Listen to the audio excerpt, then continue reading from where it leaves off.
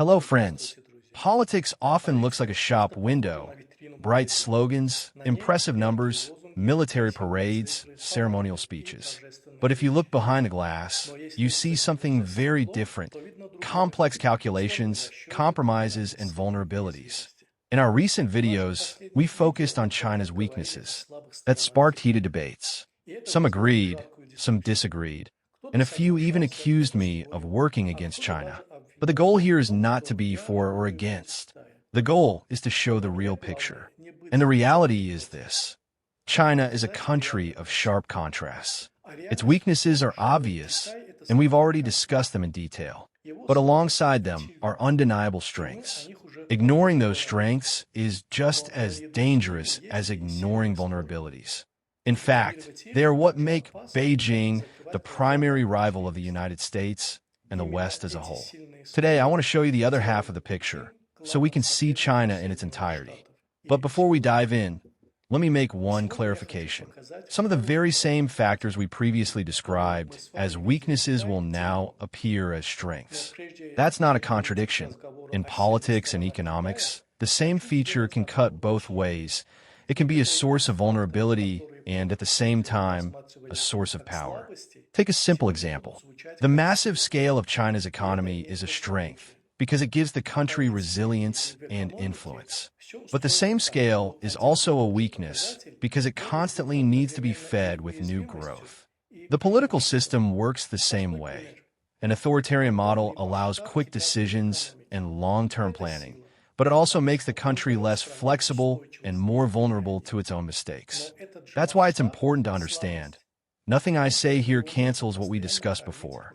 We're not erasing earlier arguments. We're adding the missing half of the picture. China is both strength and weakness rolled into one system. And only by looking at both sides can we understand what this country really represents. Let's start with the economy. We often hear that China is the factory of the world. But a factory is something primitive, a place that makes cheap goods for others. Today's China is far more complex. It's a system that has become one of the main pillars of the global economy. Its scale is so vast that even slowed growth produces an effect that looks like an economic miracle compared to other countries. Look at the numbers. In Europe or the US, a 1 or 2% increase is already seen as a success. In China, growth has slowed to 4 or 5%, and this is framed as a problem. But in absolute terms, 5% growth in China is roughly the size of Spain's entire economy. In other words, even when it slows down, China moves in such a way that the whole world feels it. This scale was especially visible during the pandemic. While factories in other countries shut down and supply chains collapsed, China was the first to restart production. Soon, the world was once again flooded with Chinese goods, from masks and medicines to electronics. For Western consumers, it felt like life returning to normal. In reality, it was a reminder.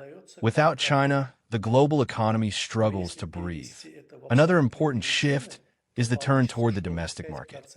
For decades, China depended on exports, sell goods abroad, earn foreign currency. But now Beijing is reorienting inward.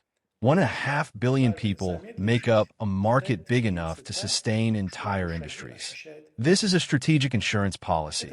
Even if the West imposes new sanctions, China still has its own consumer base to keep the economy afloat. Very few countries can afford that kind of protection. And all of this turns China's economy into a political tool. Every road, every port, every power plant built by the Chinese abroad isn't just business. It's a way to secure influence and tie other states to Beijing. Where the West offers loans tied to reforms, China offers money here and now. And that often wins. But within this strength lies a weakness. An economy on this scale cannot stand still. It constantly needs new growth, new markets, new projects. And the moment growth slows too much, internal tensions begin to rise. That is the paradox. China's strength is its scale, but its weakness is also its scale. When it comes to technology, the common refrain is China only copies. And yes, That's partly true. China has borrowed heavily from the West and from Japan. But if copying were the end of the story, the country would have remained a producer of cheap knockoffs. In reality, we see something different. China turned imitation into a strategy for development. The logic is simple. You don't need to be the first to invent. You need to be the first to mass produce. In the West, debates over the future of electric vehicles dragged on for decades. China just built assembly lines, and now Chinese cars are appearing on the streets of Europe and Asia in growing numbers, while German and Japanese automakers are losing market share. The same logic applies to telecommunications. Beijing made a massive bet on 5G and poured in enormous resources. While many countries were still debating standards, China was building infrastructure. Today, Chinese firms supply network equipment to half the planet. Space is another area where this shows. China didn't stop at satellites. It landed a spacecraft on the far side of the moon, is building its own space station, and is preparing missions to Mars. That doesn't mean it has overtaken the United States, but the fact itself is telling. China is already among the leaders, not the followers. Artificial intelligence is similar. Here, the most valuable resource is data, and China has plenty. 1.5 billion people generate enormous amounts of information every day. Those data feed algorithms. Yes, it raises questions about privacy, but from a technological standpoint, it's a huge advantage. Still, it's important to note, this technological strength doesn't erase earlier weaknesses. China can copy and scale quickly, but it often struggles to produce truly groundbreaking ideas. Even so, this model makes it a formidable competitor. Because in the 21st century, victory doesn't always go to the one who invents first, but to the one who implements fastest. When people talk about China's military power, they often recall the parades, columns of tanks, hundreds of missiles, thousands of soldiers. The imagery is impressive, but the strength of an army is not in its parade uniform. The question is whether it can handle real challenges.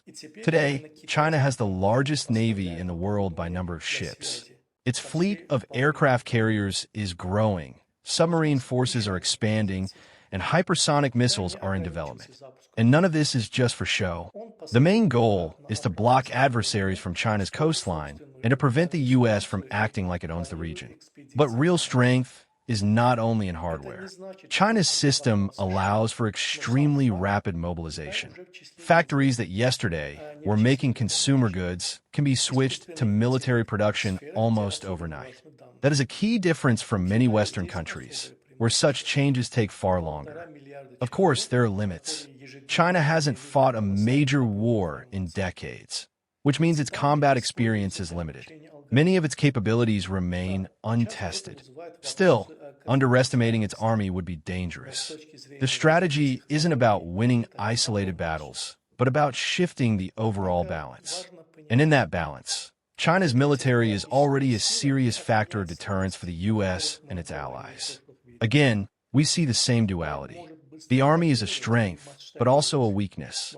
The more weapons you build, the greater the risk of being trapped in an arms race where resources drain away from the economy to sustain the military machine. Another strength of China is its political system.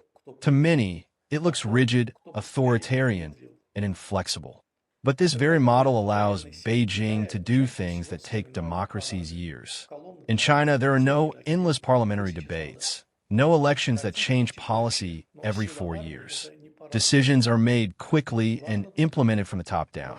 If the leadership decides to build dozens of cities or thousands of kilometers of high-speed rail in 5 years, it becomes reality.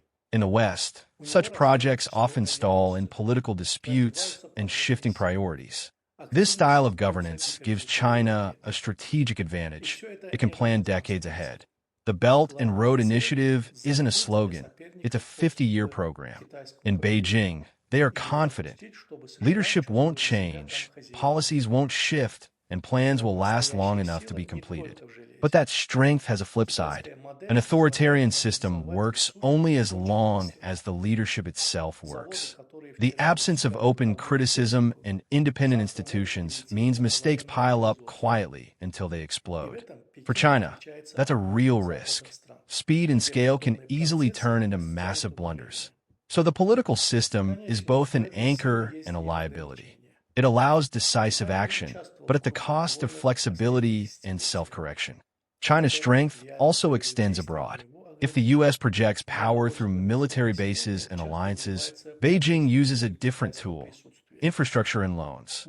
The Belt and Road Initiative spans dozens of countries, from Asia to Africa and Latin America. China builds roads, ports, power plants, transmission lines. For many developing states, this is the only chance to get modern infrastructure. And of course, such help is never free. Every port creates dependence on Chinese loans, technology, and conditions. Where the West offers loans tied to reforms, China offers money up front. No political strings attached. For struggling countries, that's far more attractive. As a result, they fall into China's economic and political orbit. But again, strength breeds vulnerability. The more projects China launches, the greater the risks. Debtor states may default. Local populations often resent Chinese involvement, sparking protests. We've already seen this in parts of Africa and South Asia. Still, the bottom line is clear. China has built a global network of influence. It doesn't look like the old empires with armies and colonies, but it serves the same purpose, creating a sphere where decisions cannot be made without China. And finally, another strength of China is its society. It is used to discipline and mobilization. In critical moments, Chinese citizens can tighten their belts and endure hardship for the state. To Western eyes, this looks like lack of freedom. But for Beijing, it is a massive resource of stability. We saw this during the pandemic.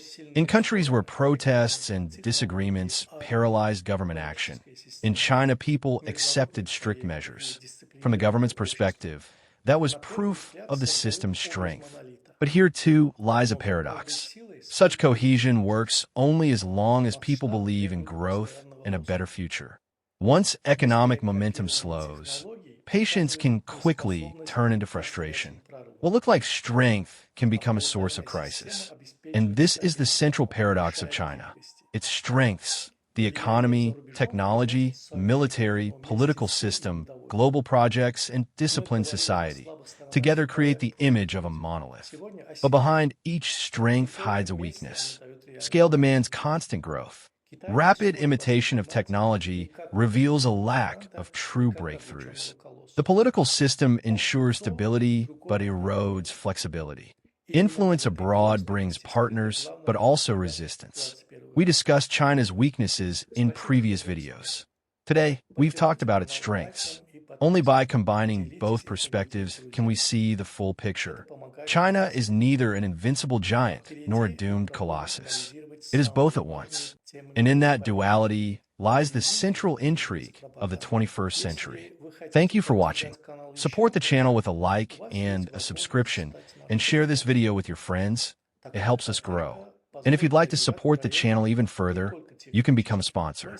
That support will allow us to develop not only technically, with better equipment, sound, and visuals, but also in terms of content. More research, more analysis, more in-depth materials. Every contribution is an investment in independent analysis.